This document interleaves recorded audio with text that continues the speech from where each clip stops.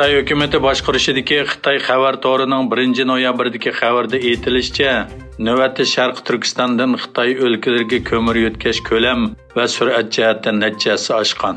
Jumladan 2022-yili sentabr oyiga qadar Uyg'ur diyoridan Xitoyga to'shilgan ko'mir 55 million tonnadan oshib ketgan. Shu mezgilda Sharq Turkistonda ko'mir qazish miqdori 35% oshgan hamda Xitoy bo'yicha 2-o'ringa chiqqan.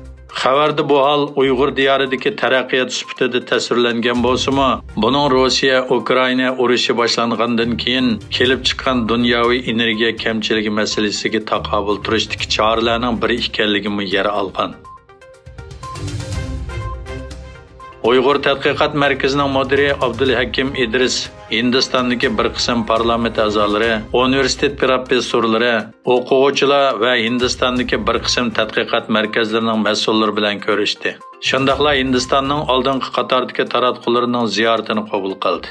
Oktyabrning oxirida Hindistonda bir hafta ziyoratda bo'lgan Abdulhakim Idris har qaysi tadqiqot markazlarining mas'ullari bilan Sharq Turkiston masalasi, Uyg'ur irqiy qirg'inchiligi, Xitoyning Sharq Turkistondagi zulmi, Xitoyning kengayishi va Hindistonga elib keladigan xavf haqida suhbatlashdi. Har qaysi tadqiqot markazlarining boshliqlari bu masalalarning muhimligini ta'kidlab, aloqador masalalar to'g'risida cho'nqur tadqiqot elib berishda hamkorlashishni xohlaydiganligini bildirdi.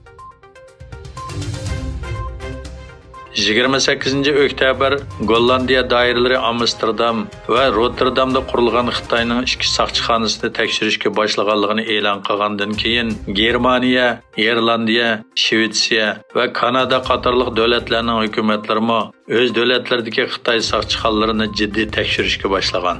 Xitoyning boshqa davlatlarda qonunsiz saqchixona ta'sis qilishi G'arb davlatlarining g'azabini qo'zg'agan. Bu egilik huquqiga daxl ta'riz qilish deb atalgan. Egilinishcha, Xitoydagi yasamichilik kasbidagi iqtisodiy faoliyat 8-oy va 9-oydan keyin oktyabrda tarixiy yuzlanishni davomlashtirgan.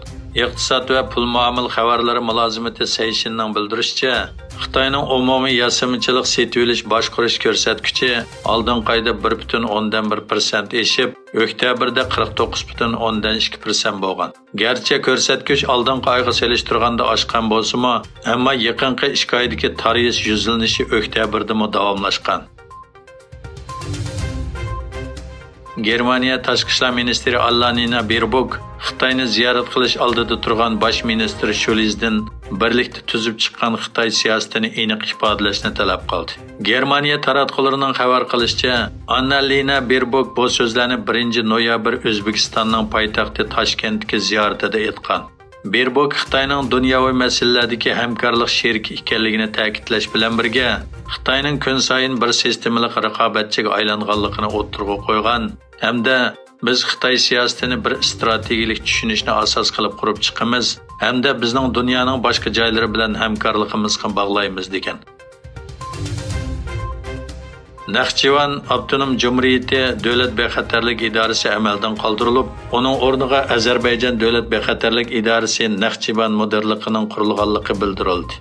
Shunda qilib, Naxchivan Avtonom Cumhuriyeti mamlakatlik parlament raisligiga va bexatarlik mulozimati bevosita Bakudagi markaziy hukumatga bog'langan.